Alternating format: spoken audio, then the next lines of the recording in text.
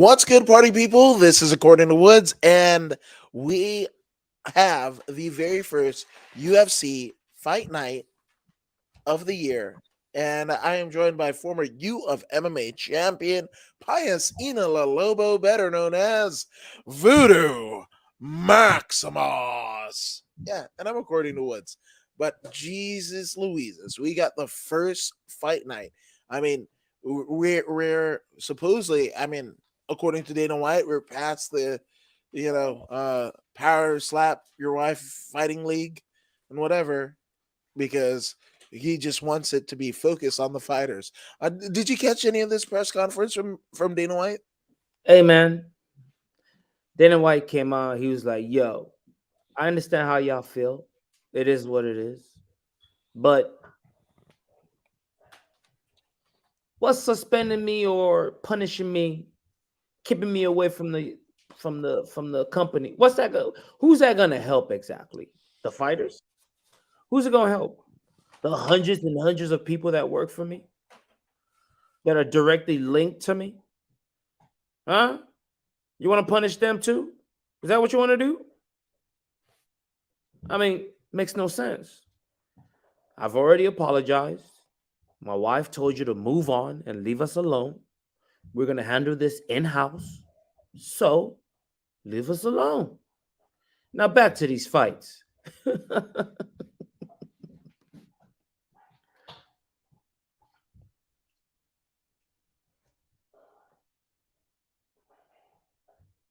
So I want to know when the next person, and I don't want this to like.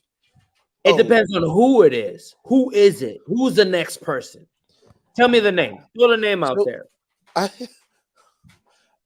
In my head, like I jumped in a DeLorean, and that DeLorean rode side by side with John Jones. Right. When he fucking crashed that car. Right. Ran off into the fucking night. Right. Ran back because he forgot his coke and money. Right. And then ran back again. Right. Hey, back then, John Jones was the hottest thing in town. Yeah. He wasn't selling the most pay-per-view, but he had the most potential. Think about it back then. You couldn't let that go to waste. As a business, people are thinking rationally. They're thinking, oh, with morals. This isn't about morals. We talk about this every week that we come here. This isn't about honor. These fighters, they want to fight for honor instead of focusing on that money. Dana White, Endeavor, Ari Emanuel, these people are focused on the dough. You know, it crosses barriers into other avenues. Rap. It crosses barriers. This is about making a whole lot of money. The chain, I mean, it's like when Owen Hart fell to death. The show must go on was what it was. It is what it is. The lady slapped him, he slapped her back. Let's move on. This is the new culture. See, we are having a problem with this because we are bound by a certain code of ethics, right? Right and wrong and stuff like this. These folks don't live by your rules. They live by their own rules. And that's what you're witnessing. That's why it's so hard to accept. The general public is like, oh my goodness, he hit a woman. But these people are not your average you and me. They're not governed by the same laws that govern us. We are regular folks. They live in a different tax bracket than us. And things are different when you are in that tax bracket. That's why no one has done anything to the man yet. We need to accept that. The problem lies with us, the regular people. I mean, you're not wrong. You're not wrong at all. You are funny. Wish I could stay up, but the kids have school. Good night. No, 100%. cousin Christina, and hope the kids and you guys are doing fine. But yeah, no, 100%. It's a different rule set. I mean, if like, go ahead and check out Unusual Whales on Twitter, right? Okay. And look at the pin tweet. It goes like this: basically, every one of the politicians that beat the fucking stock market in 2022, and Yeah. you think it like you ain't talking to grandma because she's a Trump supporter. You're not talking to fucking your brother Fred because he's a Biden supporter. Ain't nothing about that because both of them getting money that they beat the stock market. You know, Mhm. if Dana White can slap, I mean, I'm not trying to make It fun of is it. what it is, man. It You is what know, it is. It is what it is. it's again, okay. So Dana White slaps his wife right before slap league goes Yeah. down, Yeah. where he was already the. You remember what he was saying when like the what was it? Diaz and who was it on like Strike Force? It was either Strike Force or Elite XC Right. when the scrap pack and everything like that. They went ahead and try to start a fight on TV, and the Oh, homeboy right, from right. CBS was like, "Oh, this is exactly what we would expect." And then Dana White, like the next day, he let them have it because they were the competitors, right? Before they bought him, before Mhm. the UFC and Zuffa bought him, like they were the competitors, and they made it to the promised land of network TV before the UFC. Dana White wasn't happy. Oh, you set this thing back and blah blah blah. Now everybody's gonna think that we're criminals and everything like that. But again, you're still the president of the UFC and you're promoting a slap fight league. Think of Now all everybody's that. gonna think we're women beaters. Yes, right. So I mean, again, I don't want to make light of it. This is like a serious situation, and the reason why I feel it's just to press the issue because how many people has Dana White gone in on? How many people has people ended up uh how do you say like their lives negatively affected Yeah. by something like Dana White or Joe Silva or anybody Yeah. basically have done. So Hey, like that's the thing here is Dana's done way worse things than this. He's done way worse things than this. Look at those contracts. Look at those contracts. You'll know he's done way worse than this. This to him is like he's thinking to himself like, wow, you guys are tripping about this. You tripping about this? How about those few fighters that I made fight in fights that they weren't ready for? I told them this or that, and they had to take the fight. How about that? That's way worse than this. and he's tripping out to himself that we're fixated on something that isn't half bad in comparison to some of the other things that he's done in the name of the business. So once again, it is what it is. They've come out and they've told us to stay out of their business, and I intend to do that. yeah, I guess the fight business. So it's just what we're gonna talk about. So Let's starting go. off, the first fight of the night happens to be against two women in the flyweight division. Let's Priscilla go. Cachoeira, 12-4 from Brazil, going Mhm. up against the 7-7 Sorry. Sajar Eubanks.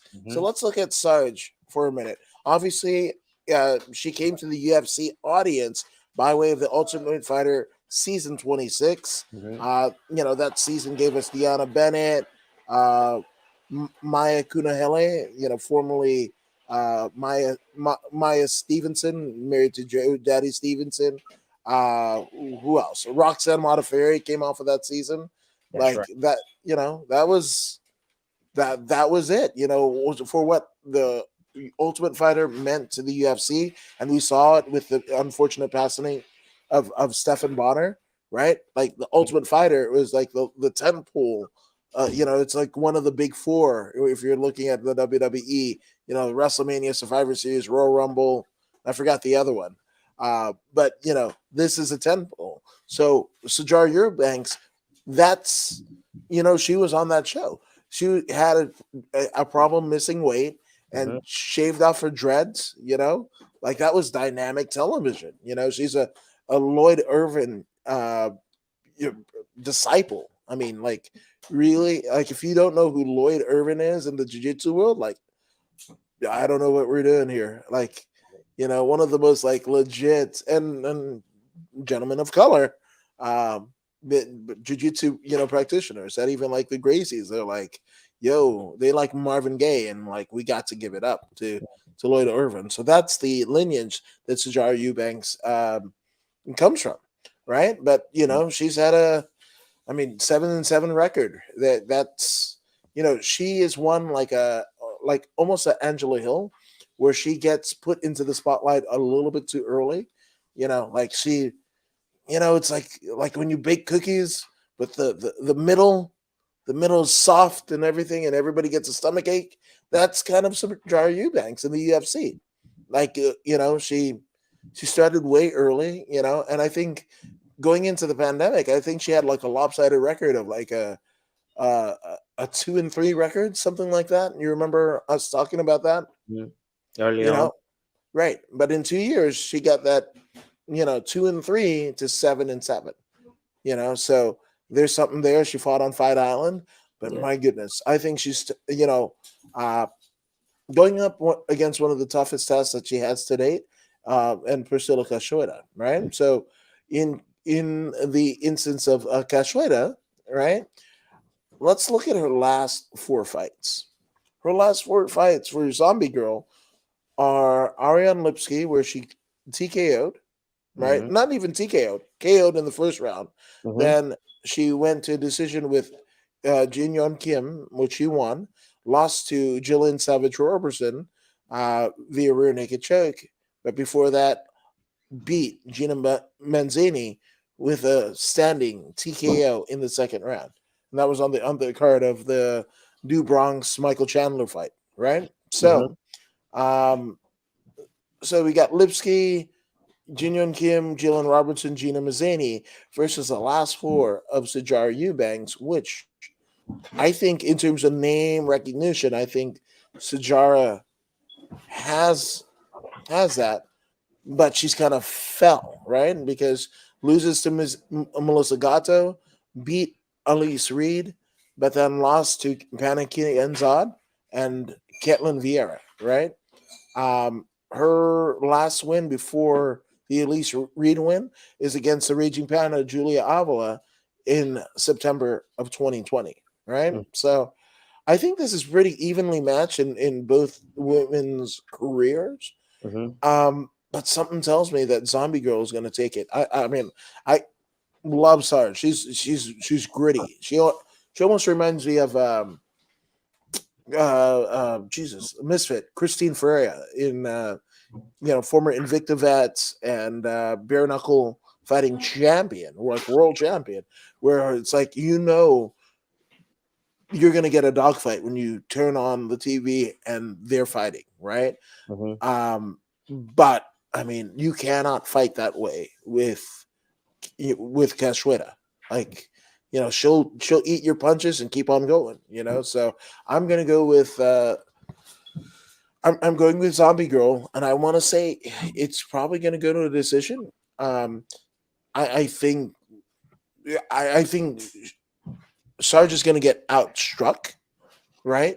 Um, and there's gonna be an instance where Sarge, because of her jiu-jitsu prowess, is going to try and take down Cachoeira, and Cachoeira is not going to play with that at all, and just kind of stuff takedowns or get a grappling advantage of her own. So I think this is a good unanimous decision. Um, and I don't know what this means for Sajar's career in the UFC going forward, but my pick is unanimous decision, Cachoeira. Okay. Uh, the Sarge was so entertaining during Fight Island that on the merit of that alone, I'm gonna hit you in the 50 with a 50-50 on that one. Split decision. I'm not mad at that. And I don't, even though they've had finishes in the career, both Keshwara and Sujara Eubanks, right? Um, at this level of their career, I don't see either one going down. Mhm. So whichever way it goes, it's That's right. I feel whether it be a split decision one way or a split or unanimous decision the other way, I That's feel like it's going to go to a decision. expect a lot of fence work. Yes. Uh, there's gonna be some mostly standing, but once the Cachoeira attacks, the smart thing would be to clinch, turn her back to the fence, and put her on the fence, and try and see if he can. What's that thing? The old man used to do. Dirty box.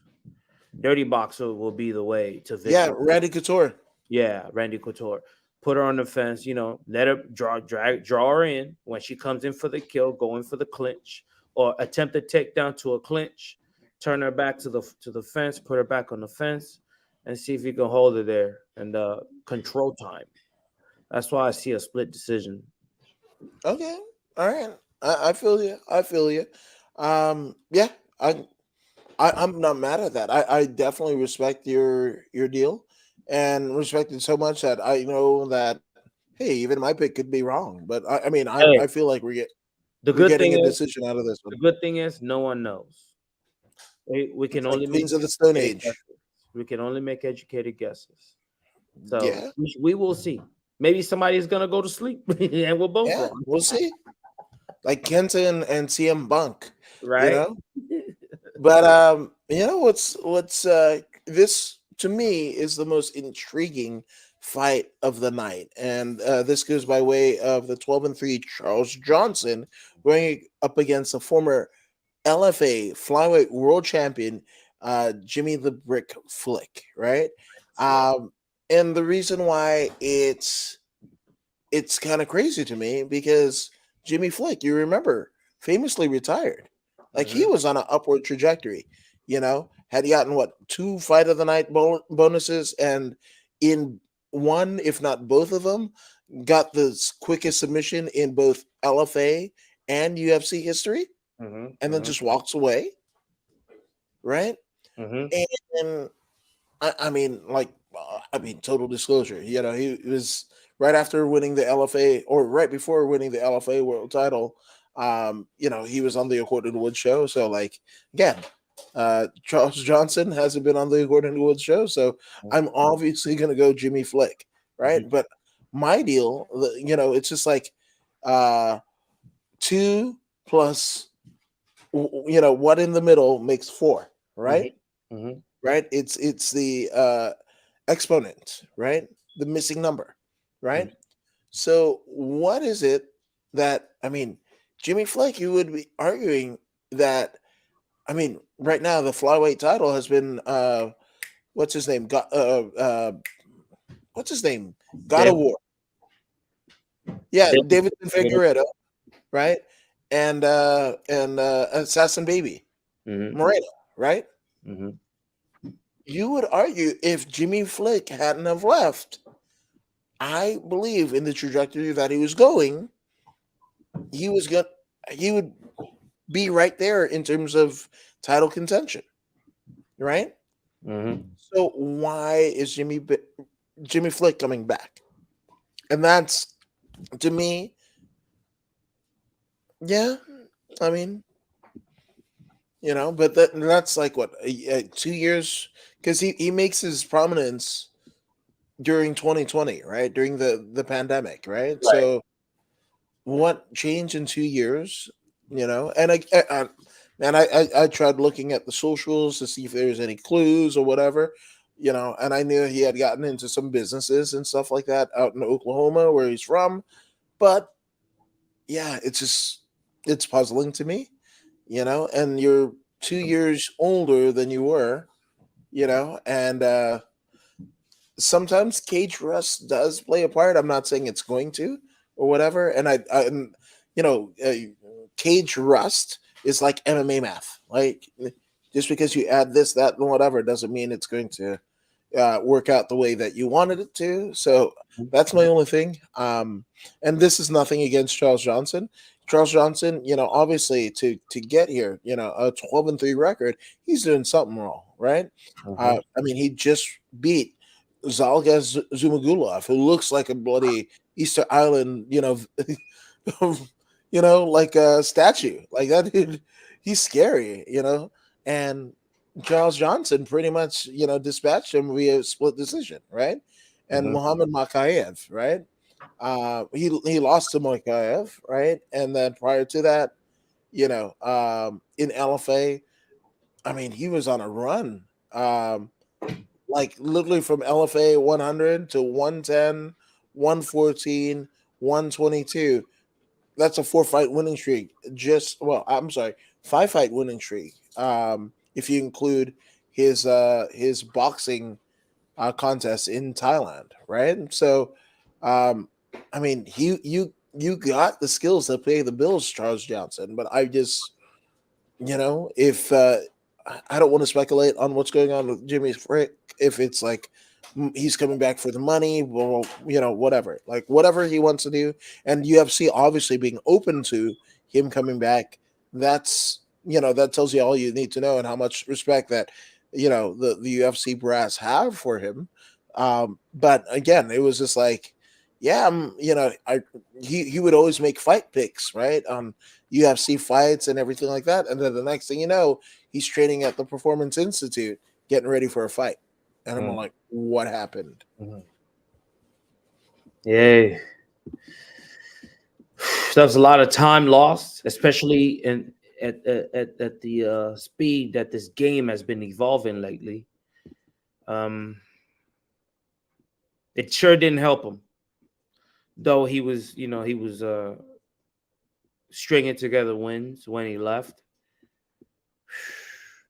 Got to make you question the man's mind. Uh, in this game, the mind is the strongest weapon. And if something is causing him to give up the game, I don't know. I don't know how dependable this man can be. Even though he's highly skilled, I feel like I should, just on GP status, hit you with a 50-50. Just so I can see what he still got. You know, I know you're bound by honor, but I feel like I want to see what this guy's got. I'm gonna go the other way and hit you with a 50-50. I'm just not I'm not sure he's gonna dominate like he normally does. And you know what? This is one of the reasons why I absolutely love and uh, honored to do the show with you, because you see things as a lifelong martial artist and as somebody who's competed in the cage, you know, like those little, if it's a game of inches, right? Mental fortitude is one of them, right? And self assurance, right? So you are so good in your, um, I don't want to say belief system, but like you feel so sure that at the top of your game, you walk away, Hmm. you Hmm. know, and then something changed. There's something, there's got to be a little dent in the armor, right? In terms of your confidence, because you're confident enough to walk away. Again, LFA world title, right? Fastest submissions in both companies, LFA and UFC. $50,000 bonuses, and you walk away. Yeah, it's You're like Connor content. says, man. Connor says you got to be obsessed with it, Yeah, and to walk away means you're not obsessed. And if you're not obsessed, I don't know what's there. you're right. And Uh, and again, this is something that you've seen training, right? You've seen being in the locker room with guys and girls, and I mean, the guys and girls that you've shared locker rooms with literally litter the whole combat sports landscape. WWE, AEW, UFC, Bellator, they were on the U of MMA card. So I'm just saying. So to me, so that's it. So I like it. Obviously, like you said, bound by honor, but I love your insight, 100%. So, I mean, are you going? So You're going Charles? I'm going Charles Johnson. Okay, all Mhm. right, okay, I love it. Heck yeah! So split decision one way. I want to say, Jimmy Flick, that submission, whatever, like that submission game. Mhm. Uh, he he never stopped doing jujitsu. So everything that we saw in him before, Mhm. it's still there. It's still there, but it's the heart that's in question. So Mm. just yeah, we'll let that one simmer, 100%. So in the third fight of the night, we have Daniel Mhm. Argetta, 8-1 versus Nick Aguirre, who's Mhm. 7-0. Right. So let's look at Slick Nick Aguirre. Right. Slick Nick Aguirre uh, is a Midwesterner, and that guy, Jesus Louises, obviously 7-fight winning streak that happens in a Coliseum combat where he basically fights 3 times, right? Mhm. Getting finishes, ground and pound in his first fight with the promotion, rear naked choke on the second fight, and then a TKO in the third fight, right? And then goes to Art of Scrap 4, which, Jesus, that's a pretty cool name for Right. an MMA promotion. I need a shirt. I need an Art of Scrap 4 shirt. That sounds amazing, right? But he goes to Art of Scrap, Triangle Chokes Zach Richard, then goes to Elite Fight Night, first round KO within like what a minute 10, right? Minute 9 to be absolutely accurate, right? And I mean, you can't fight for a Midwestern promotion Mhm. without making a stop by the auspices of the Pettis brothers, Yep. and he actually beats Tyler DeHaven at Anthony Pettis Fighting Championship 2 in in August of last year, right? Mhm. And that is a guillotine choke. Um, and he's making his UFC promotional debut against Daniel Argetta. Now, Daniel, most people know from his time on the Ultimate Fighter, the most recent Ultimate Fighter, the first Ultimate Fighter that they had back during ESPN times, right? Um, but Argetta is definitely a an LFA veteran, and talk about that, right? So like he doesn't win the Ultimate Fighter, right? Loses to Ricky Tercios in that season, the Ultimate Fighter season 29, right? So he hits that reset button, goes to LFA, right? Mhm. Which for a person at his stature in the MMA game, that's not a bad look, right? But you would think that he's already tasted what and experienced what the Octagon has to offer by way of Ultimate Fighter. He's had the cameras around him 24/7, right? And then he goes to LFA, and some would argue that might be a step down. But what does he do from there, right? Because like some people, even if you don't win the Ultimate Fighter in seasons past, they still get signed to a contract to some degree, right? That Mhm. doesn't happen for Daniel. So he goes to LFA, first round armbar, right? Second fight in LFA, ground and pound, right? Third fight is a championship fight, which he comes away with the victory over Diego Silva in a Mhm. split decision. So, I mean, to me, he's in it. The very thing that I think, and I don't want to put words in your mouth, but like, that you're kind of questioning about Jimmy Flick. You don't have to do that with Argetta, right? Mhm. He's doing all the things that you need, whatever. He could have turned away. I mean, look at how many people who lost the Ultimate Fighter and just walked away from the sport completely. Mhm. Mhm. Daniel Argetta doesn't do that. He basically goes to LFA, the proving ground, right? And then wins a world title there, and now he's back. He's Um, upset. yeah. He's So upset. I mean, for me, I'm going Daniel Argetta. Mhm. Obviously, it's very hard to pick against perfection, Mhm. which you know, Yeah. uh, yeah, his opponent You has. already know what it's gonna be, man. You already know what's gonna be. It's gonna be a 50-50 call right I there. like this. It's I hard like to it. go against perfection. Amateur career, undefeated. Professional career, still undefeated. The man's never tasted defeat. So it's worthy of a pick. Though Daniel Argueta is a formidable opponent. I believe I've seen him with the Spaniard, the guy that owned like 5 belts, and Oh yeah, yeah, yeah. Archuleta. Archuleta. Yeah, I've seen him training with Archuleta and uh,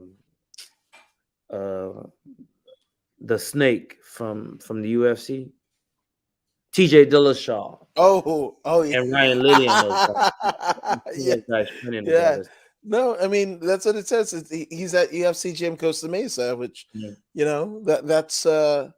that's those guys, right? Like the Rain, right? The training lab, right? With Yeah, Mark Munoz and everything like that.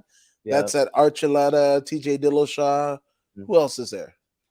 Like there's a crew, there's that contingent, and personality wise, Danny Argueta actually does fit in with them well, so that doesn't surprise me at all. Doing everything he's supposed to.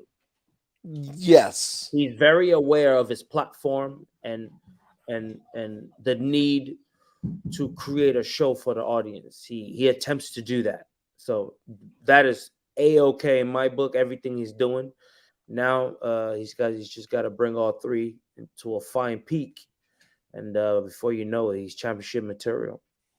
yeah, yeah. But again, like you said, Nick Aguirre, could be the kryptonite to all of that. So Mhm. that's what makes these fights exciting. So I'm Right. excited, 100%. That's right. And for those who don't know, that's happening in the featherweight division of the UFC. So check that one out. Now in the men's flyweight division, we have the 8-1 Carlos Hernandez going against Alan Nascimento. Right. So let's look Mhm. at Carlos Hernandez. Carlos Hernandez is on a Jesus Louises. He hasn't lost since his debut fight as a professional. That happening at Titan FC with a loss to Gustavo Ballart, right? But then he goes through Batalla Las Fuentes, submission win, HFC, submission win, LFA. His first fight in the LFA, he fights Team Quest, Trevor Wells, former California state champion. I've seen Trevor Wells in action. Trevor Wells is a machine. And I Mhm. believe he's fighting at the next up next fighting championship. I think that goes down at the end of the month. Mhm. If you have a chance to see Trevor Wells, apply his craft, do it because Jesus Louises. So the fact that Carlos Hernandez has beaten Trevor Wells, that right there just tells me everything I need to know about this gentleman, right? Mhm. Um, and then you've even got Victor Altamirano, right? Who we've talked about at length on this show. So those two that stands out. But look at the more tenured fighter across from the octagon, and Alan Nascimento, 19-6, Mhm. right? For Puro Oso, right? Um, that reads to me like Oso in Spanish, which is bear, but Mhm. he's Portuguese, so it can't be that. I don't know how that works in the Portuguese, but I want to say it's Pure Bear is his nickname, but that might not be right. Um, but he's kind of got like a obviously to be as tenured as he is and not have a UFC title to his credit, right? That means you gotta have like peppered wins and losses, right? Mhm. But this guy has traveled the world. He was in Ryzen. He was in Dana White's Contender Series against Roland Paiva, who again we've talked about at length on the series show, right? Uh, Tagir Ulanbekov, right? He loses a split decision to. And on Allen's last fight, he actually beats. And this is a bit of a departure from his record thus far, but he ends up beating Jake Hadley with a unanimous decision win, right? I I'm already going that Trevor Wells. It just sticks with me. That's why I'm going with Carlos Hernandez. But you can refute me. That's absolutely cool. You I know, actually welcome it. But what say you, Voodoo? this one I have no idea whatsoever. Really? I have no idea whatsoever between these two. Okay. Hernandez looks solid though. He looks like a complete fighter. Um, Allen also, he's got way more experience. But He's that got also could way be way less chin. and it could be way more damage. You're right. So I think I'm going with Carlos as well. Carlos Hernandez on this one, man. I think Carlos can touch that chin. Yeah. Which also makes for tonight, that's the first unanimous pick that we've done tonight. So there we go. Um, the good brother Shane Husky chiming in over on Twitter. What's up, fellas? Thought I'd pop in and say hello. We always love it. And again, What up? if you What guys up? aren't following Shane Husky at Husky underscore 518 on Twitch, that's what you need to do. Just Yeah. saying. I Best think Twitch I'm gonna streamer. pick up this Twitch. What is this Twitch? We're actually What streaming to Twitch, bodyslam.net, and according to Woods' Twitch channel. what is Uh, Twitch like? What is that's it like? I mean it's big in the gaming community. Okay. I mean, I couldn't tell you exactly what happens, but what I do know is, just like how like we're streaming on YouTube as well, right? You could But do that with on Twitch as Twitch, well. yeah, and people comment in real time, Oh, right? Um, they can also donate in real time, right? But there if you're on a stream and somebody one thing that I do know, it's a lot more community driven, right? So like let's say your favorite Twitch streamer, right? mm-hmm. And then they just go at random and they like we're going to jump into a stream, right? Just a random person stream, right? Mm-hmm. Well, all the people that follow the streamers, Will come with them. yes, and Mm. that'll get you verified and all this stuff and whatever. Wow. The reason why I know this is I was just talking to my um, uh, the homie Raymond Bozio, who's a drummer. Mm-hmm. Uh, he started, like basically playing drums on Twitch and everything like that, and now he's an affiliate, right? But like because he's a drummer and his dad is, one of the greatest drummers of all time, and shaped a lot of the drumming styles of current day music, right?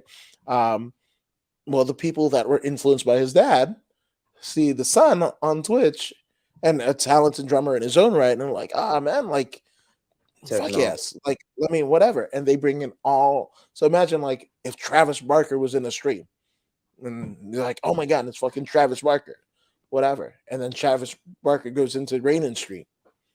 He brings all those people over, whether Mm. it be the people that love Travis Barker as a musician, people that just dig his tattoos, people dig that he's married to a Kardashian, whatever the fuck. Mm. All those people come over and they jump into the stream, and That's what's up. yeah. So that's what it is. Hopefully, Shane, I didn't butcher it, but Mhm. again, Mm. I just give you two streams, right?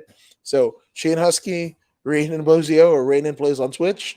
Go ahead and check them out. Those are good brothers. But also, according to Woods and bodyslam.net, also have Twitch channels Well, that you should follow. So there you go. We're like I said, we're streaming there right now. So, but I mean, because we do it through StreamYard, I don't think it's as organic as that. I don't think people can share the stream or whatever. We'll get it figured out, 100%. Um, but on the next fight, we have Mateus mhm. Mendoza, and that's how the C, the weird, weird to me, um, C goes. It's actually like because I know a fighter out of Black House, Mhm. uh, Mendonca Mhm. is Macon Mendoza. Mm. It's different, right? But Yep. even with that being said, we actually have a battle of the undefeated fighter. 1L has got to go. 1O has got to go.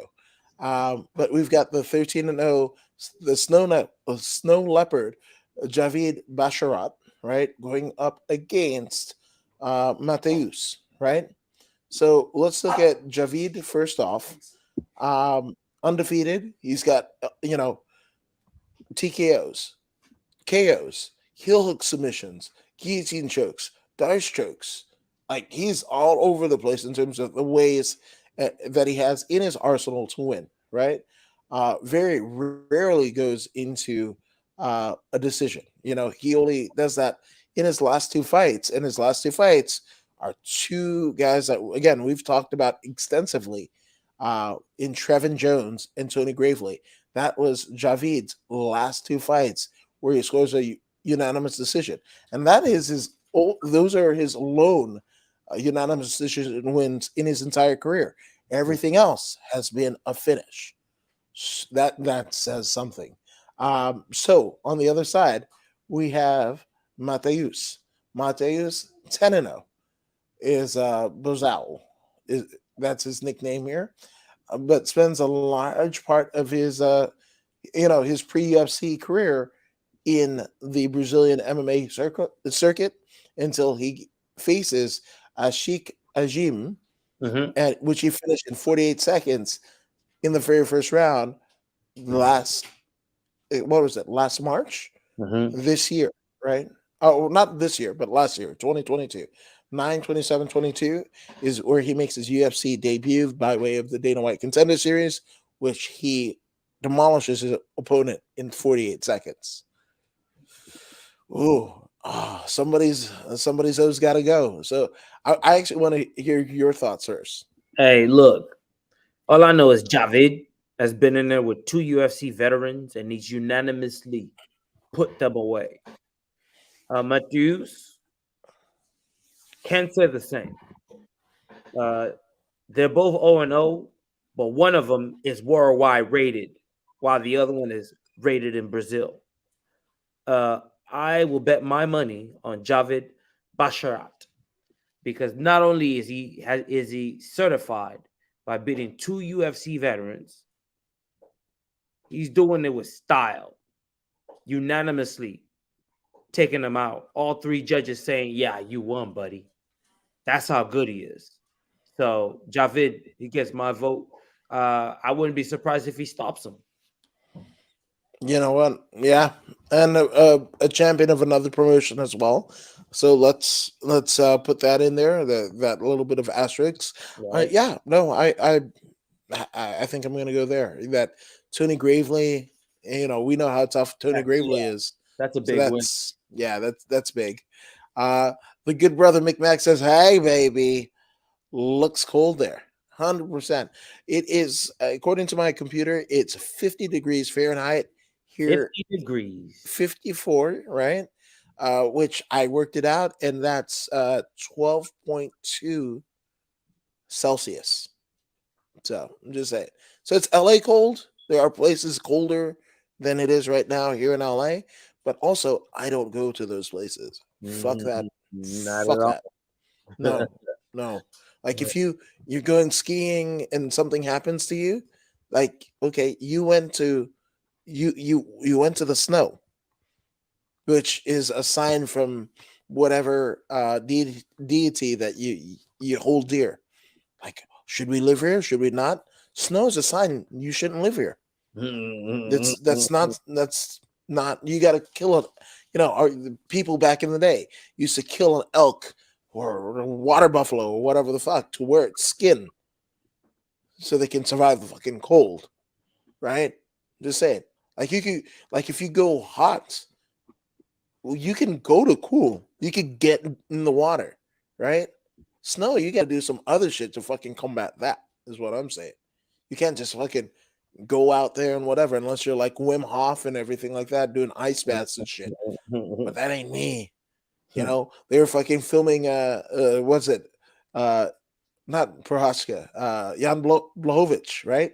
Fucking doing the fucking ollie fucking water shit, but in a cold ass lake in fucking Poland. And that motherfucker lost the title, sir. So I'm just saying, it doesn't always work. Fuck the cold. And he said it's hot in here, and Celsius is better. And Yeah. Celsius is an energy drink here, so I'm just saying. Yep. I love Yeah, it too. yeah, 100%. Yeah, so I'm going with Javid too. Nothing against Mateus, but yeah, the two, tenured UFC fighters that he has on his record, that means a lot. So I'm just saying, good job. Yeah, I like that. So in terms of, I mean, there's a lot of undefeated fighters going into this fight. Another one of them is the 6-0, Nick Fieri. Right Mhm. now, Nick comes from New England Cartel. Dan Ige, what is it? Calvin Cater, Rob Font. I mean, Okay. literally some of the people with like the most generic names in MMA. Dan Ige, 50K, but like didn't win a fucking 50K fucking bonus until like deep into his UFC career. Rob Font, again, like I feel like if you were playing like MLB the show, you're like, generate me a name for my creative player. There Mhm. you go, Rob Font. Calvin Cater sounds like I don't know, like a golf caddy or some shit like that. I'm just saying, it's, I don't know. That's what I think of. That's where my head goes. But I'm not. I mean, I'm not judging their names by their fighters. They're hell of a fighters that come out of the New England cartel. So shout out to them. And again, the undefeated Nick Fiore is right there with them. Right. So this is going to be his UFC debut. Pretty much never gone to a decision. This guy's finished all of his opponents, right? Even as an amateur, right? Arm bars, KOs, TKOs. This guy's a finisher. That I'm gonna take that into account, a strong account. But he is facing. Speaking of, I was just talking about Jan Blachowicz, right? Well, Mhm. Rebes Mateusz Rebecki is a Polish fighter. He's 16-1, a lot of Mhm. experience, but spent a lot of his time on the European MMA circuit, as well he should, Mhm. because he comes from that part of the world, right? Mhm. But we first get wind of him in North America on Dana White's Contender Series back in August 30th, 2022, where he Mhm. beats Rodrigo Lidio via rear naked choke, right? So Mateus has some octagon experience. I mean, it's one fight, but still, and that's one thing that Nick Fiore doesn't have. Mhm. But Fiore has finishes, all throughout Mhm. his amateur and pro career. That dude's a dog, like a dog. Like Mhm. Dolph Ziggler and Bobby Roode are the dirty dogs. Nick Fiore is that dude. Mhm. Mhm. Um, I'm still gonna go with Nick Fiore. That's Okay. finishes all around. All right. I'll split you on that, man. I'll go Matthews. I'm going Okay. Matthews Rebecca or whatever his name is. Yeah, 16-1 is huge. it is That huge. that experience is huge It's on a it professional level. yes, it So is. so it's worthy. It's worthy of a 50 split. Yeah, no, 100%. But much And the like I way he, said, I'm sorry, bro. The way he likes to finish, he likes to crush. mhm, He likes to crush. You could tell his ground is solid, as he's very very good with the heel hooks. He comes in with the arm bar. He can take you out with his hands, tear you up with the crucifix from the crucifix. I mean, he's he's a balanced fighter, and understand we're gonna see a good fight. This is gonna come down to cardio. Bottom line, it's gonna be cardio. Cardio and experience is gonna make the big difference here. And may the best man win. Your guy's undefeated. I usually wouldn't go against undefeated, but that experience is so huge. We're about to see what's going to happen, though. yeah, we shall see. We shall see. I dig it. So 50-50 split. Love it. So now we have the 10-2 Claudio Ribeiro Mm-hmm. of Brazil, going up against Abdul Razak Al Hassan, who's 11-5. Claudio Ribeiro, um, obviously Brazilian, coming by way. I mean, there's a lot of debuters on this card, right? But fights in the Brazilian regional circuit up until Dana White's Contender Series, where he KOs Ivan Valenzuela with a left hook from hell, Mm. finishing it in only 25 seconds of the first round. Ooh. Yeah, that's scary. That's that icky thump. That's that good pain right there. But Abdul Razak Al Hassan, Judo Thunder, right? Trains out of Fortis MMA, right? And he's got have a up and down go in the UFC, right? I mean, he's a veteran of Legacy Fight, right? Um, but debuts in the UFC in 2016, right? Beats Charlie Ward, but then loses split decision to Omar Akhmedov. Mm-hmm. Beats Sabah Hamasi. Man, that's a name I I almost forgot about. Mm-hmm. Uh, and beats him first round KO 421, right? Then Back runs it to back. back, yeah, and It would beats have been him. 3. It would have been, yes, absolutely. How did Uh, they manage that? I don't. That's strange. Yeah, because they fight, and I mean, it's not even. It's like a year, right? Yeah. And so, Holloway versus Aldo 2, 2017, right? They were supposed to fight at the end of the year. Um, yeah, like in December of literally like the New Year's Eve UFC show, right? Mm-hmm. And then that doesn't materialize, but then they get it back again. Perceivably the first fight in 2018, which is Stipe Miocic versus Francis Ngannou, right? And beats Homasi, right?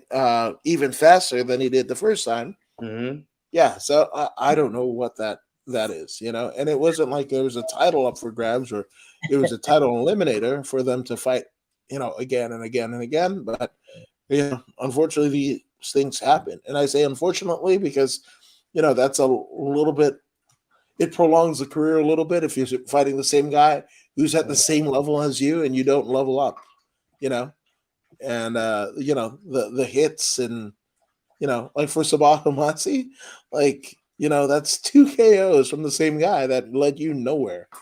That's got to be frustrating, right? Um, Beat the hybrid Nico Price, but then runs into Monir Laziez, Chaos Williams, Jacob Malkoun, taking losses to unanimous decisions and a right and KO, a straight right KO for Chaos Williams in 30 seconds of the first round of that fight. Then he faces Alicio de Chorico, Mm-hmm. where he head kicks him in 17 seconds, but then runs into Numanza, Joaquin Buckley, and loses a split decision. Like Judo Thunder, but I feel like Claudio's got the skills that pay the bills. What say you?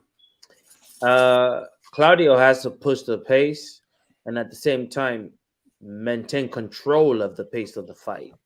He has to push the pace, make Abdul Razak do his bidding, push the pace, keep the pace on him,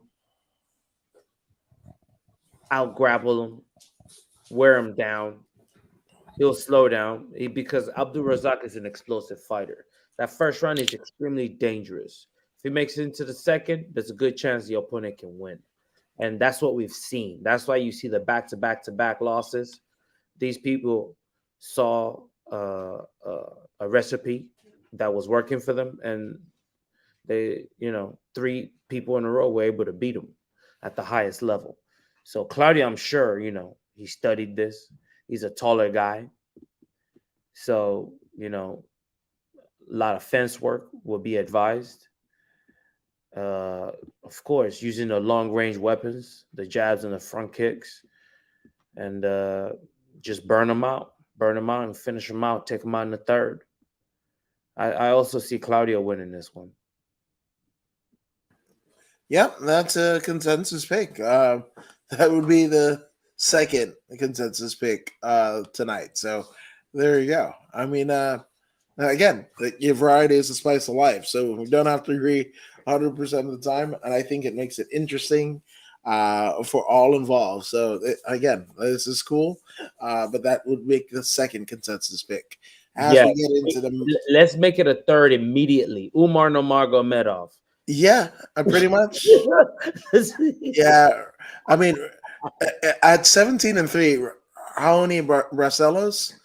Yeah, I mean, tenured, but a lamb to the slaughter, right? yeah. Forget about it. Like, I mean, and this is the crazy thing about Haoni, right? Because like he faces, I mean, this is not even the first Nurmagomedov that that he's faced, right? He's faced Saeed, right, back in 2019, Mhm. right? Uh, Unanimous decision with loss to Khalid. Well, win by way of Khalid Taha, right? So already Honey has already beaten him to make a man off, right? You would think that would give him like a confidence boost, but Mhm. Umar is different, right? He's different. Um, and another thing about Honey lost to Victor Henry, Mhm. La Mongosa, Yeah, right? yeah. Josh Barnett, pupil, right? Disciple, right? Mhm. Um, but that's the fight that Joe Rogan had to give it up, Mhm. right? Mhm. So that's that unanimous decision win over Trevin Jones. Again, all things impressive, but again, it's a lamb to the slaughter because Umar Nurmagomedov that's coming in. Um, He what do about you to say? put that pace Is- on him, bro. About to put that pace on him, that Khabib pace. He's You about to. think it's going to be a finish? Oh yeah, I think he's gonna. Might not be a finish, but he's just gonna make the fight uncomfortable. And I see it going 15 minutes, no problem. I see it going 15 minutes. I see lots of ground fighting and Umar edging him out unanimously. That's what I see. He's gonna shut down his jujitsu. He's gonna shut his hips down and shut him down. And if Honey, if not careful, he might get caught in the rear naked choke, and that's that. Yeah, 100%. Yeah. So again, right off the bat, like Voodoomaximus called it, that's the third consecutive pick for the night. So as we move on, we got Caitlin Vieira, 13-2 against Raquel Rocky Pennington, 14-8. So let's go with Raquel Pennington. Obviously, we became aware of her via the Dana White, not Dana White Contender Series, but the Misha Tate versus Ronda Rousey Ultimate Fighter season, which, crazy enough, that's how she meets her now wife, the Tiny Tornado, Tisha Torres. And congratulations to them because they're expecting their first child. So, I mean, who's to say that the world of MMA is just for fighters and not for lovers? Because apparently they found their lovers through the fighting. So I'm just saying, we bring people together. Is what I'm saying. Uh, but Raquel Pennington, that is her. She's been on a bit of a tear, right? Ever since her loss to Holly Holm. But Holly Holm, a former UFC champion at bantamweight and a title contender at featherweight, right? Um, but ever since that, she beat Marin Renault, right? Unanimous decision. A unanimous decision went over Patney Kianzad, and then beats a Ultimate Fighter uh, champion in Macy Chiasson, and then beats Aspen Ladd, right? And so as she steps in with Ketlin Vieira, Ketlin is scary in her own right, 13-2. And her last win for Phenomenal is against the aforementioned Holly Holm and Misha Tate, right? Uh, Mhm. but the last time she lost, again, who says MMA was just for fighting and not for lovers? Because she fought and lost to Yana Kunskaya, Foxy Yana Kunskaya, who is now with Thiago Santos, and they have just had their child within the last year or so. So again, a lot of, I mean, there's a couples theme all throughout this fight with Raquel Pennington and Ketlin Vieira. So um, I just made that storyline in my head and it fits, so I'm gonna go with it. Um, I actually I feel like with a win over two UFC champions in Holly Holm and Misha Tate, you could say both are past their prime, but you know what? Both know what it is to basically become champions. Mm-hmm. So for me, phenomenal. Caitlin Vieira Okay. stands out. Uh, but oh man, I want Raquel. I say that to say like I still want Raquel Pennington to get it the title shot That's why before I'm getting. gonna pick her for you. Okay, cool. I'll pick Raquel. Okay, Raquel does bring to the table excellent striking, excellent wrestling. She knows how to stay on her feet. She knows how to get back up if you take her down. Take submission defense is phenomenal. You're gonna be seeing Caitlyn trying to take the fight to the ground. I guarantee you, because those hands are gonna be too much. If it stays on her feet, Raquel Pennington pieces her up. Because as the fight gets longer, she gets better with her striking and combinations. She's high level. She's high level. Now we will see, is age going to be a factor? Because she's been fighting a very long time against tip top competition. Tip top competition. I mean, we're talking Ronda Rousey days. That's years ago, right? It's before we even knew who Vieira was. But we will see. Uh, Pennington versus Caitlyn. I have my money on Pennington's striking to suffice. I'll go as far as a split decision. all right. I like it. I like it. It's Goose Baby says y'all do any martial arts. I do food jitsu, where I fight my food and I fight my cravings. But Voodoo Maximus does quite a bit and is a I coach. live the martial way, sir. I live the martial way. I live it. I just don't do it. I live it. I hope that Yes, answers your question. and I'm again black belt in food jitsu. Just Mhm. saying, this guy food jitsu. That needs to be a shirt. No, I like that with Raquel Pennington. And again, I almost feel like they being Raquel and Tisha Torres it might go the way of the Nunes, right? Nina and Amanda, where you got one champion in the family, the breadwinner, but also, the wife has their own deal too. So like I dig it. I dig it is what I'm saying. And by all intents and purposes, both of them, Vieira and Pennington, great people, ardent fighters and martial artists. Like if you're a coach, that's essentially what you want out of your fighters. Yeah, And they both exhibit that. That's why it's going to be fight. You know what? Fuck it. I think that's going to be one of the contenders for fight of the night. I agree. I'm not in opposition to that at all. Yeah. Yeah, that one screams out to me. So just saying. Oh, really quick, little bits of breaking news. Actually, we'll break the first breaking news. The consistent Takia Pal. What's up, my guys? I'm here. Yes, glad you could join us. And for the first time in 2023, we missed you. We missed you, right? What's up? Did you get that job done? Did you finish those tests? Oh, let's see. Let's see. Let's see. And it's Goose Baby says, I've been doing martial art MMA for a year now personally. Oh, sweet. 100%. We love it. Mhm. Any favorite discipline? I'm prone to the grappling sports. I like catch wrestling, judo, jiu-jitsu, nogi. I don't care what you call it. You got people grappling, that's my jam. Voodoo? Well, in regards to mixed martial arts, the most important discipline nowadays has evolved from jujitsu now to catch wrestling, so to speak. Mm-hmm. If your wrestling is solid, you can negate all the jujitsu offense. as we saw with Usman, not Usman. Uh, what's that 155er? Not Kamara, but Saeed. Khabib's guy that just won. Oh, Makachev. Islam Makachev, and Charles Oliveira. That's a great example of what we're talking about.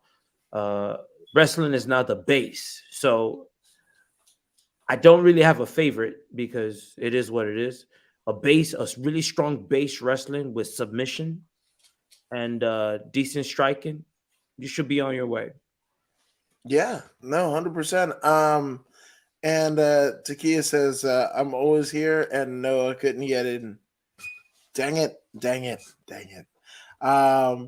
And in terms of It's Goose Baby. Oh, I love you. Welcome, It's Goose Baby.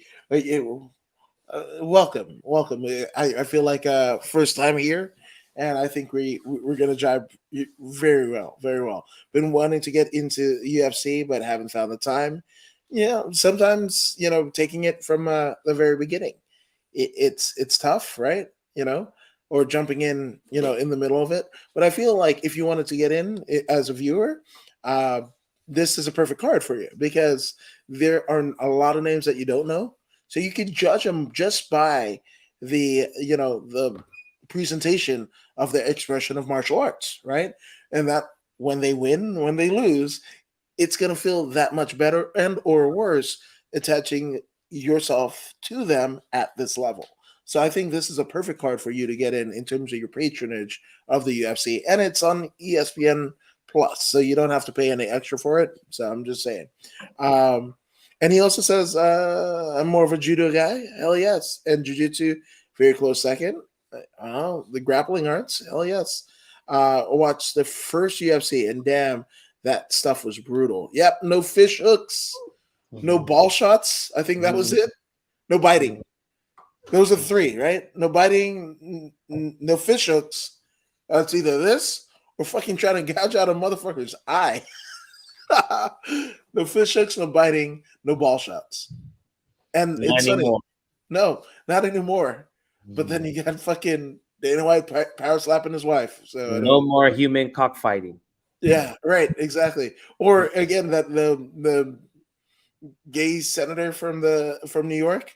It's like, he was his last vestige for the unions to get their way and keep MMA and the UFC out. And he's just like, you mean to tell me that you want to watch half naked men rolling around? Like he basically fucking threw his own community under a bus so he can lobby to get UFC kept out of New York State.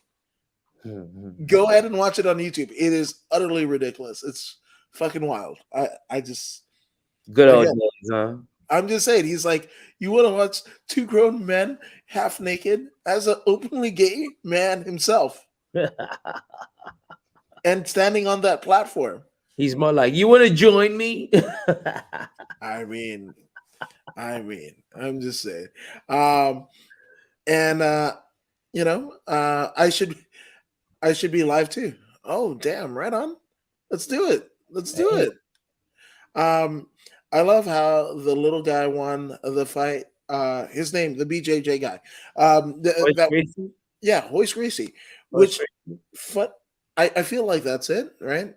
But the crazy thing about it is, like, I've been in a room, like I saw Hoist Gracie at Bellator. I'm 5'9".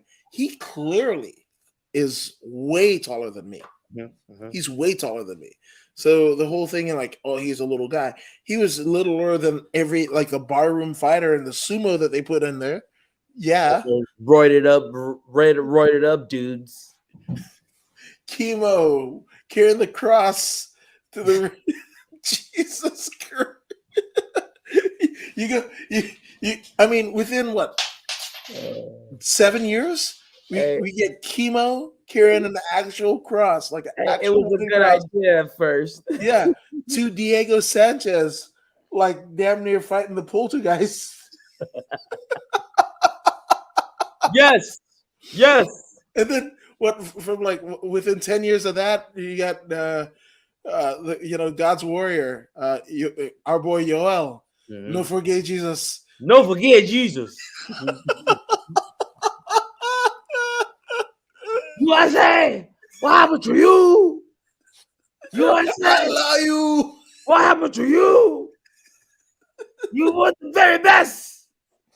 Very best.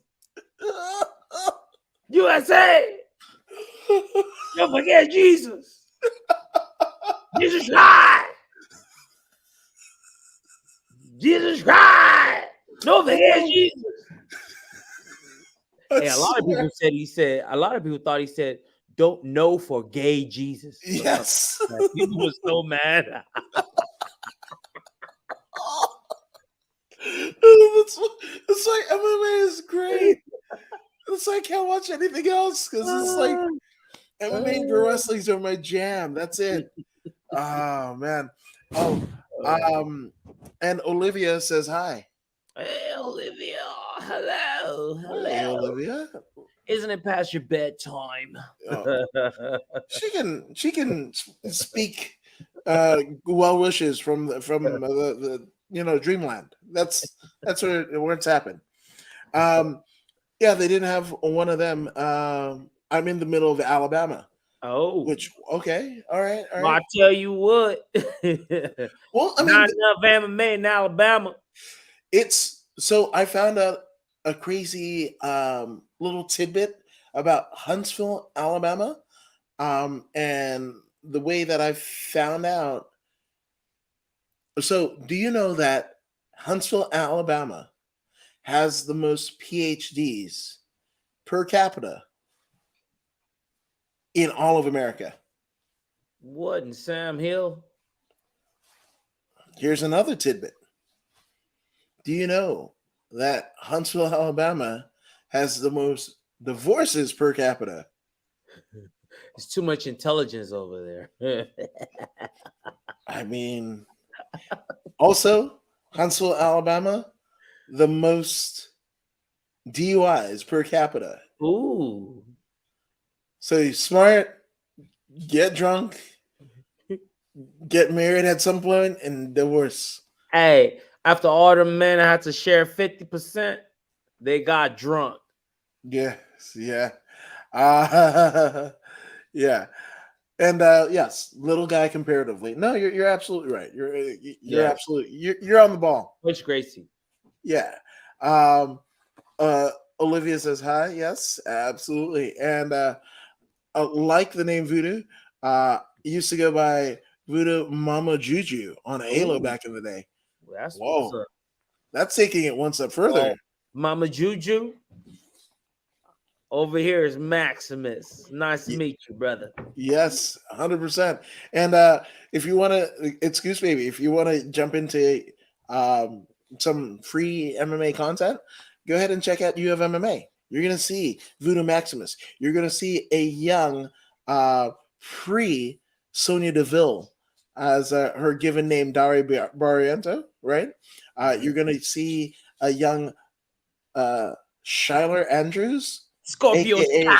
yes, sir, who fought on the same cards as Voodoomaximus, but a lot of a lot of the stars that you see now, former UFC light heavyweight contender Dominic Reyes was a U of MMA guy. I mean, there's a lot of good stuff there. So go ahead and check out U of MMA. It's on YouTube.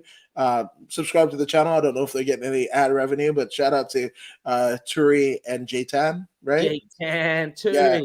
Those Yeah, are my dogs. I'm just saying. And in case you couldn't tell, I'm very much from Louisiana. Okay. Yeah, I like it. Okay, that barbecue sauce I know is bomb Dude, over gumbo, gumbo, shrimp, and all that. I tell you what, dude. I mean, Louisiana got it down in terms of gumbo. Like, just saying. And then this is it. Tell Olivia to go to bed. So go ahead and shoot a promo on Olivia. Tell her to go to bed. Go ahead.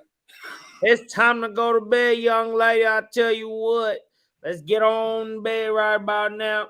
Got school in the morning. Yeah, there you go. And then I live in North Carolina, but originally from Louisiana, and a bit. Um, oh, they didn't have any of it in the middle of Alabama. Which, funny enough, we were talking about MMA being illegal in the state of New York, right? So they were supposed to have that. Rogan's first UFC was Mhm, supposed to be in New York, upstate New York, right? mhm, And then that's when they put you know, um, they outlawed MMA, right? So within like 4 days, something crazy like that, they moved the entire show from upstate New York down to Dothan, Alabama. And I mean, Rogan, he tells about the time. I think a couple times where you could hear the story of Joe Rogan's first trip to Dothan. um, I think this is not happening on YouTube. It's a Comedy Central show. Used mhm. to be hosted by Ari Shafir, but comedians telling their craziest story, and Rogan tells about the story of maybe one of the fighters trying to find a lady of the night. You Mhm, know, yeah, I'm just mhm, saying it's hilarious. mhm. Uh, that's a challenge. I can take it. Uh-oh. Uh oh, Uh-oh. yes, yeah. There you go. And I'll give you credit. The Cajuns can cook. No, they can. Indeed. Speaking, maybe not. You know, um, like you remember Homeboy from Waterboy? Yeah, yeah, He- yeah, yeah, yeah, yeah, some yeah, of the stuff you can't even say now. Like yeah, who you like to watch. It wasn't like life is what you make it, but like that's not the way it sounded. Mhm. So I'm saying, and she's laughing at you, Voodoo. So there you go. See, Time for Olivia. bed, young lady. I tell Yeah, you what, it's time for bed. I say, time. Yep, yep. About that time. Say good night. I tell you what. yeah. Yep, Says things up early. The see, early bird gets the worm. You know what I'm saying? seems like Olivia is tapping out to the Sandman, and I'm not talking about the one from ECW, but maybe, just maybe.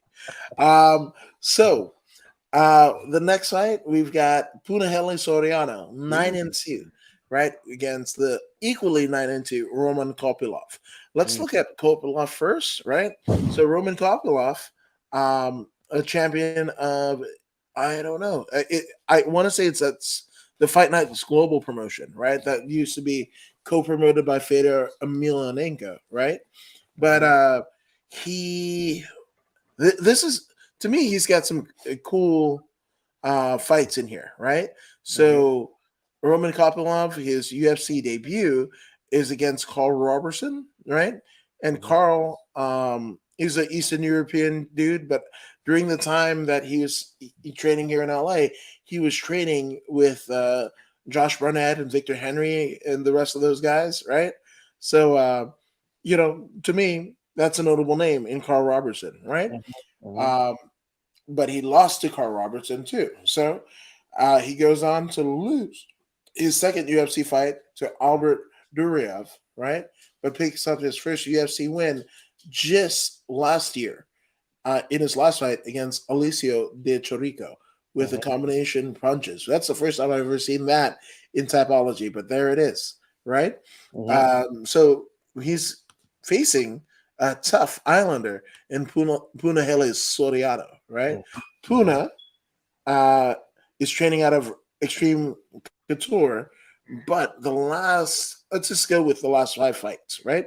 Last five fights, he beats Oscar Perota with a left hook, right? It happens in 2019. mhm, Then he beats Dusko Tudorovic via punches, right? That happens in 2021, but then has a rough late 2021 and 22 because he gets beat by Brendan Allen, All In Allen, via unanimous decision in July of 2021, and then gets beat by split decision against Nick Maximov, right? But then he wins his last fight against Dalcha Lama. Fuck, go for it, Voodoo. Jesus Christ. Lungiambula. Yes, there you go. There you go. Um, So I feel like both men are in the same phase of their career at this particular juncture. Literally, the same amount of fights between the both of them. Mhm. So I feel like whatever you pick, I'm probably going to pick opposite, Yeah. just to give them the credit. But what say you? Roman is a stand-up fighter. Yeah, he's probably one of your European kickboxer type fella Hmm. from Russia. His ground fighting is not up to par. But Puna, if Puna want to stand with him, we can get fight of the night at these two, man. If Puna stands with him and doesn't, initiate takedown and try and keep him on the ground, we can get a fight of the night out of these two. This is the kind of potential type match you have here. But Puna has many submission wins. He's a more complete fighter. So he's more than likely to win this fight. But if Roman can touch his chin, it is what it is. But common sense says Puna. Puna. He's more rounded, not grounded, but rather more well-rounded than Roman. That ground game is crucial. That clinch game is going to be crucial. Um, I think Puna can sub him. I like it. Yeah, you know what? I thought I was going to go 50-50 with you. I'm going with Puna too. I mean, Right? he's an Islander, so Submission I'm game. just saying. That submission game is crucial, and it's going to be crucial in this match. But if they stand, I guarantee you, these two can put on a fight of the night type match Yeah, 100%. if they stand. I love everything you said, but I'm probably going to go with Puna just because, we are Islanders, so we connect on the pineapple and coconut tips. Let's go. Yeah, bro. Um, and excuse me, yeah. I trained Filipino Kali for 4 months. He's 16 years old. Okay. Shout out to you, young warrior. And the only other people to spar with are two other fully grown men, large men, and we were taught to go all out so I can take a beating. Oof! But as you know, right? It's not always the beating that you take; it's the lessons learned. Mhm. Because if you could save some of it, if you're thinking in terms of wrestling, right? Wrestling has a bump card, right? There's only so many times that you could take the bump before your body says no, not no way, Jose, right? So when you talk about damaging the body, you only got one body, right? Yep. So you want to best preserve. That's why in way into his MMA career, even won a UFC world title. Robbie Lawler, who used to be just bah, bah, bah, bah, bah, bah, like a punching machine, right? He goes, "No, I don't even spar anymore, bro. Like we're just doing situational whatever.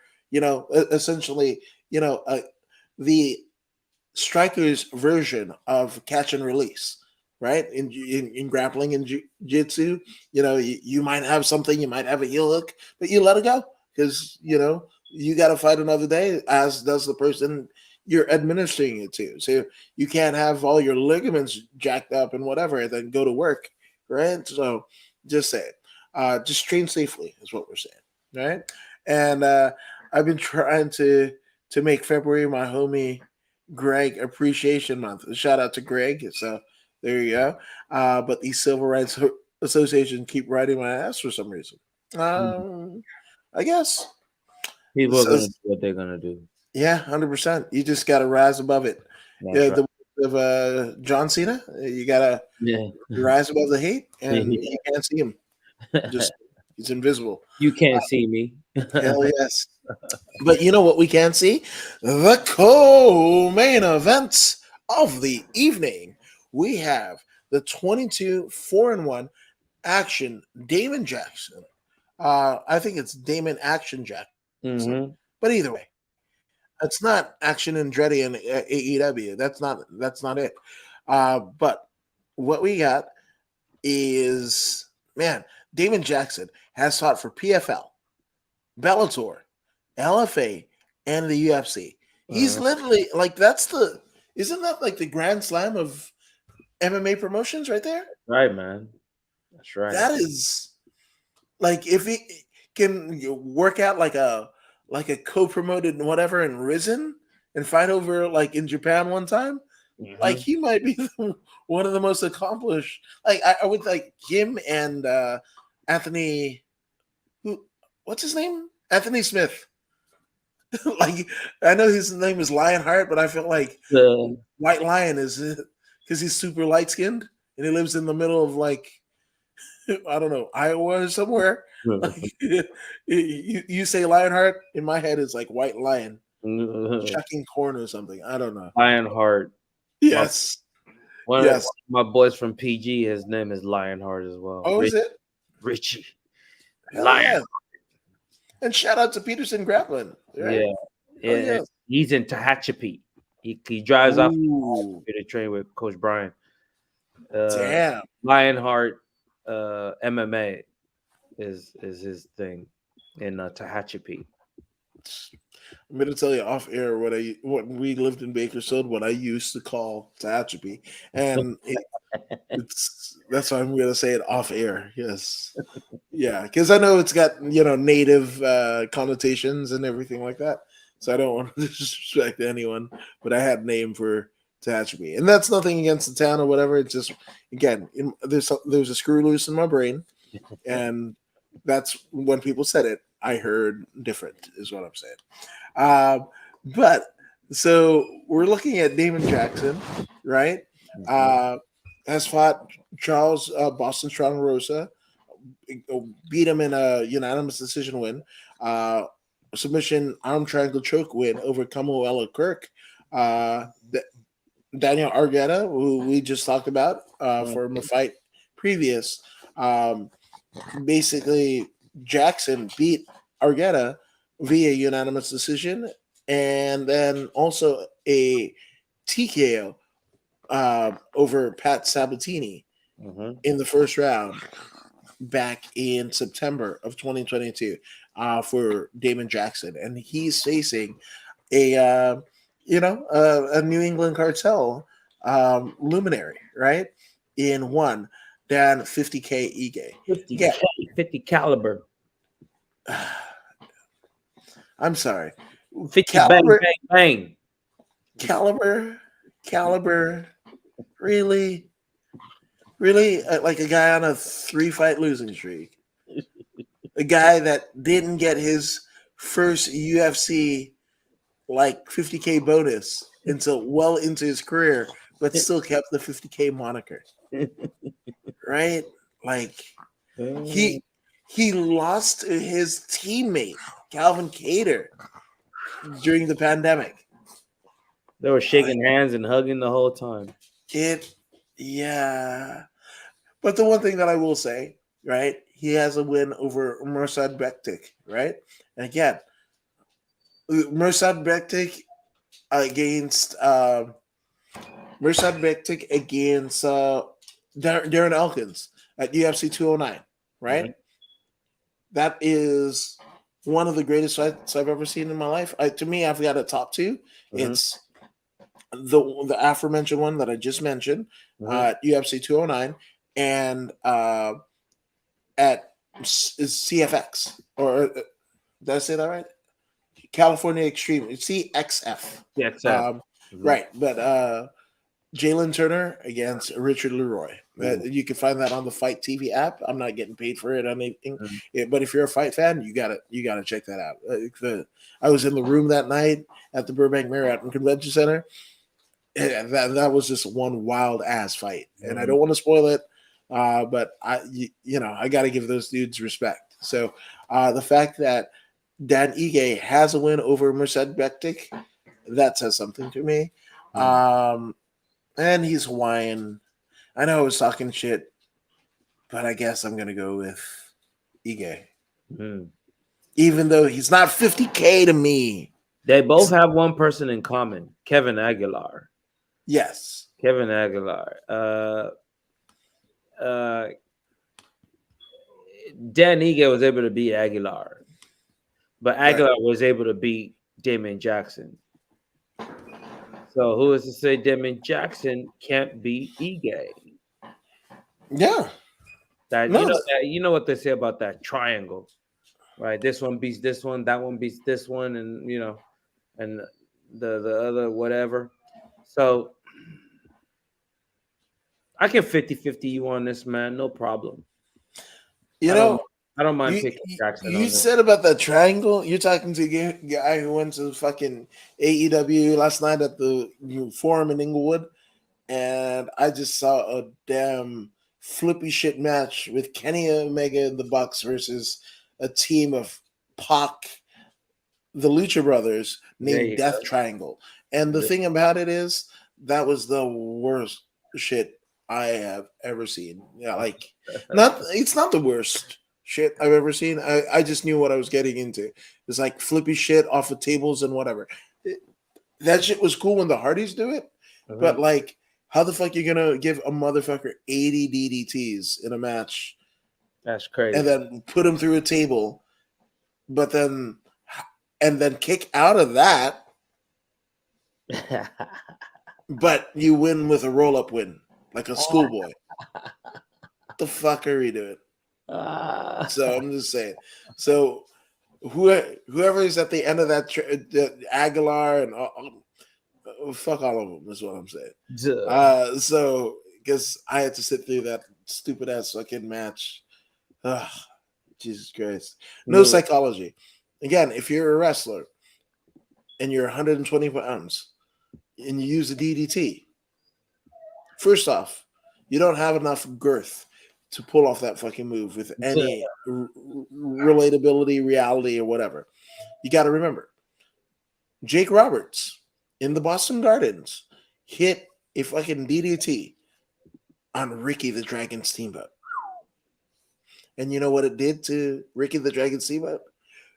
Cracked his fucking head, cracked his fucking skull, to the point where Jake Roberts had to fucking take Ricky Steamboat and put him back in the ring. And he's pretty much dead. Like, they put him in the ring to get a pin so he can go get help.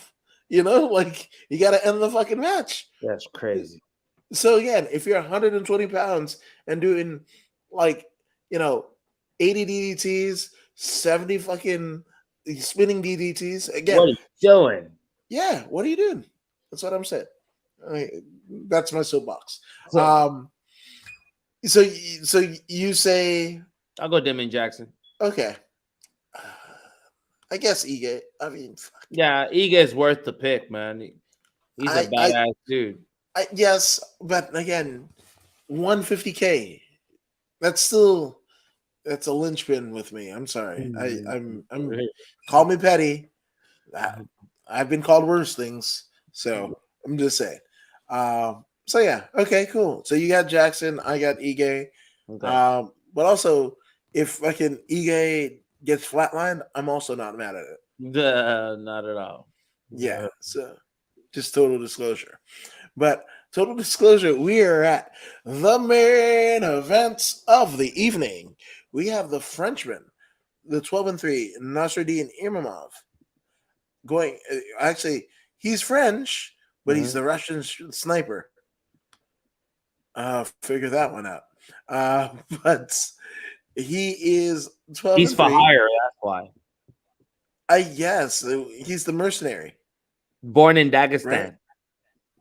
Jesus Christ! I mean, at the Imamov house, did they just have like a globe or a How many map that flags they got up in there, man? they just threw darts at the fucking, it was like, where we go? And now I say that in jest, but if it's something like horrible, like, how like Bruno Sammartino, like, you know the story about Bruno, he had like a disease Mm-mm. and shit. But this is also the time of, you know Stalin and all those, Right, evil motherfuckers in right, World War II, right? So Bruno's mom would have to go down from because they were sequestered. They left their home in Abruzzi, Italy, and went into the hills, right? And every so often, to get Bruno, a young Bruno, medicine, his mom used to fucking trek down the hill Mhm.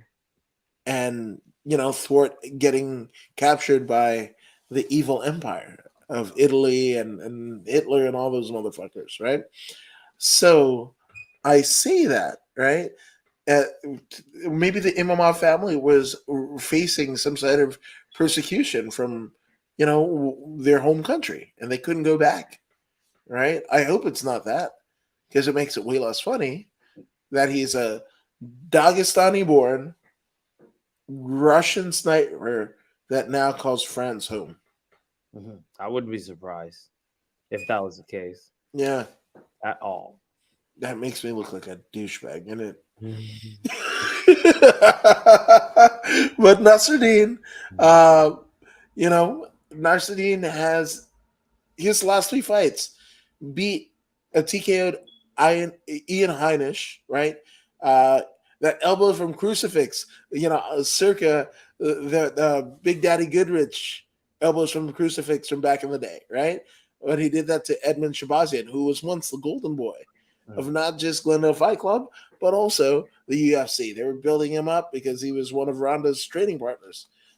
I mean, from a marketing perspective, I get it. I get it.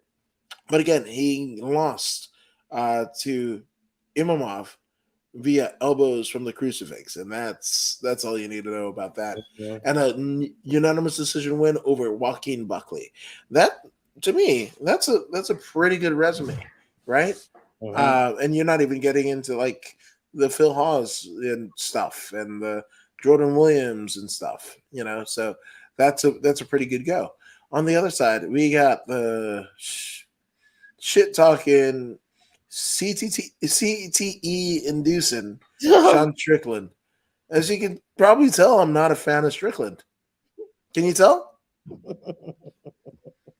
Yeah.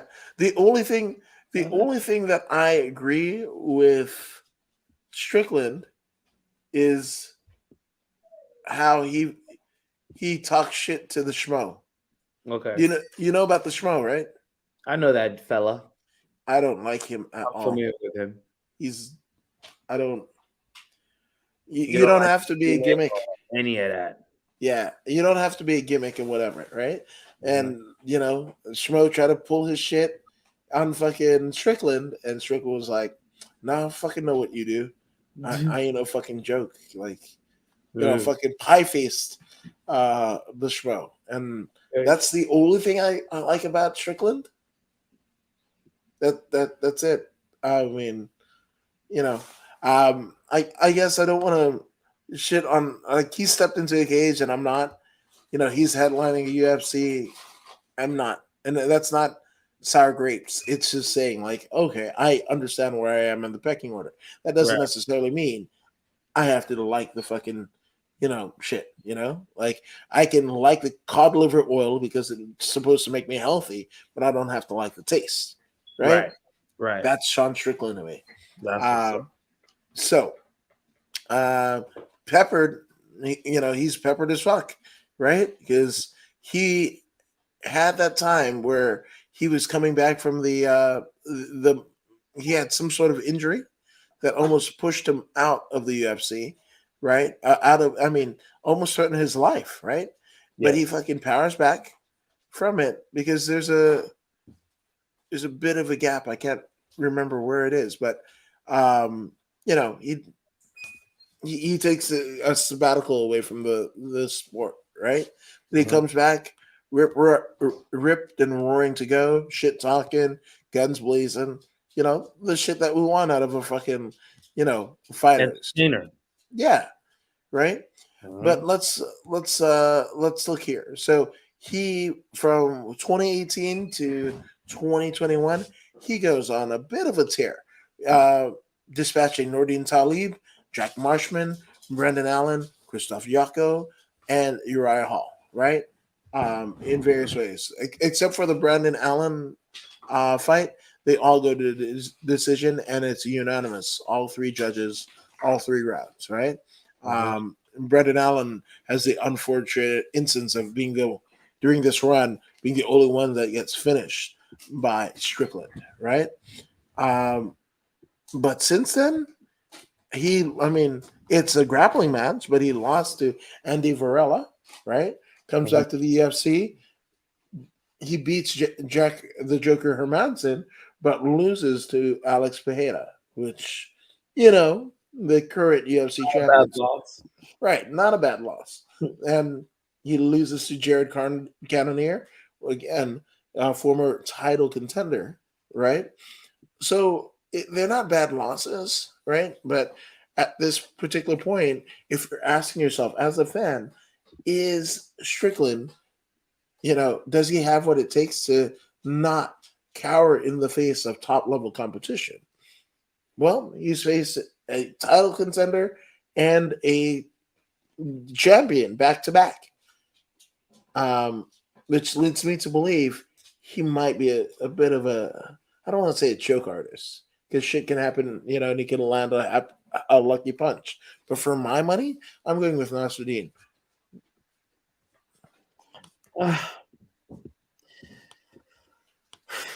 It's a tough one. It's a tough one. Uh, Strickland definitely needs the win. I mean, what better person to go up against to get that win that he's been looking for? Skill level, uh, Nasruddin seem to be more physical, will be more of the grappler type in this matchup. I think Strickland has seen enough people to try and take him down to the ground, such that he'll be fine. He'll be able to get back to his feet. And once that happens, once Nasruddin commits to the grappling aspect of things, I believe Strickland is gonna rise, and his hands are gonna come loose, and he'll get a TKO out the deal. So I'm gonna see what's up with Strickland on this one. TKO in the fourth round. Okay, I like it. I I want. I don't know. I feel like this, like Imamov Mm-hmm. hits Strickland with like a switch knee, Mm-hmm. and then he just ends up like Ricky Steamboat on the fucking floor of the Boston Gardens. Cracks his skull. We shall see, my brother. I'm We just shall saying, like I'm not a fan, not a fan. That was funny. Just outside, again, the only thing that I can tell you about Strickland outside of like I can't even tell you about his fighting. I'm just like he pie faced the schmo, so I'll give him respect for that. But outside of that, I really don't. Whatever. So again, I just want like even Nasruddin to just be fucking training switch knees. I didn't say fucking kicks or whatever. Unless you want to fucking Edson Barboza, Terry Adam. That's cool too. Nighty Like night. yeah, 99. Just fucking ball the fucking heel of the foot to the damn chin. Ooh. I'm just saying. I'm just saying. So, um, but you know what we don't talk about? They don't talk about Bruno. No, No, no, they no. don't. They don't talk about Bruno. No, Oh, they don't. no. And hopefully we don't talk about Strickland. No, no, no. We Mhm. don't talk about Strickland. So Tarzan can, Jane his way, Mary Jane his way to fucking CTE City. I'm just saying. Ooh. Yeah. But you know who's not? Switch kicking their way to CTE City. I feel like it's Voodoomaximus. And Hey. to see him not get CTE, you can do it in multiple channels. But Voodoo, what will those channels be? Oh, definitely on YouTube, Instagram, Facebook page, and Twitter. Those are my four main sources of communicating with the world. So it shall be. I don't know. I might look into Twitter, not Twitch. I look into Twitch. I'm not sure. We'll see what happens. Yeah, I think everything is pretty much up I mean, up for grabs. And shout out to the people who figured it out. That was one of the things in terms of pro wrestling. Uh, there there was WWE contracted superstars that were making better than their WWE contracts on Twitch, There you go. right? And then Vince again was like, "No, hey, you're our star, so either you give up that money or Bye bye. yeah, exactly." And a couple people, rose afoul or whatever, and those people, meaning Zelina Vega, right? Who, I mean, in terms of cultural touchstone, unfortunately, her dad ended up passing away in 9/11, right? And it was his love for her and her love for him, and them watching wrestling together that she decides to wrestle herself. She was in TNA as Thea Trinidad or Mm. Rosita. She's married to Aleister Black or Malachi Black and what have you. By all intents and purposes, like good person. Um, but yeah, it's just I don't know, man. All I know is fuck Strickland. That's where I want to leave this. Fuck Strickland, right? Phil, and I mean, like he I mean, if he wants to kick my ass or block me on Twitter, I'm fine. He does have a terrible gimmick, He's but it's working CTE. for him because it's so bad. Only No, he can do it. it's like Stipe trying to do stand up comedy, which you fall down because brain matter flows out your nostrils. Hmm. Not even blood, just like the fluid in the brain just going on. And goes up into his lip and gives him a weird drawl and stuff like that. That, my friends, is CTE. So stay safe. Okay, guys, going to sleep. I have to work my 2 jobs tomorrow. Have a good night. I think that would be the bell for us. So, According to the Woods is where you can find me. I'm just saying. Facebook, YouTube, Twitch, Twitter, also on bodyslam.net, Instagram, all that stuff. You know what to do. You guys have a great week. Be good, and we'll see you later with more Voodoo in the Woods.